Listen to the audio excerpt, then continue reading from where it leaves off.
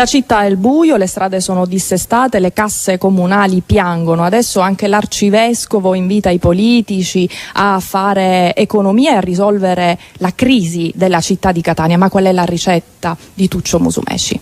L'altra sera ho dovuto accompagnare un amico mio per posare la macchina al garage perché aveva paura di tornare al buio, perché è arrivato a un certo orario, anche può camminare uno che c'è la luce dei negozi, ma tante volte la staccano, perciò è completamente.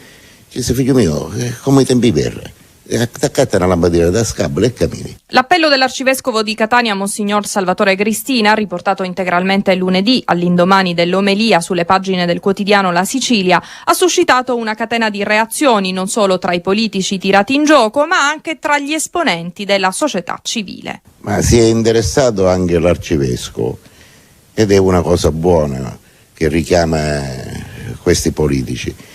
Ma nel 1600, quando c'è stata la lava che ha distrutto Catania, la lava allora si fermò portando il velo di Sant'Agata, ed è storia, va bene?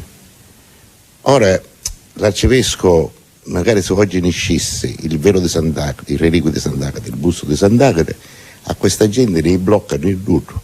E allora la ricetta del comico di casa nostra lascia poco spazio di interpretazione. Il problema si può risolvere, si poteva risolvere facendo visitare questo sultano che è venuto in Sicilia, invece di stare solo a Palermo. Gli potevano fare visitare la Sicilia. Chi lo sa che avesse diventato un governatore della Sicilia, questi miliardi non avesse potuto risolvere questo problema.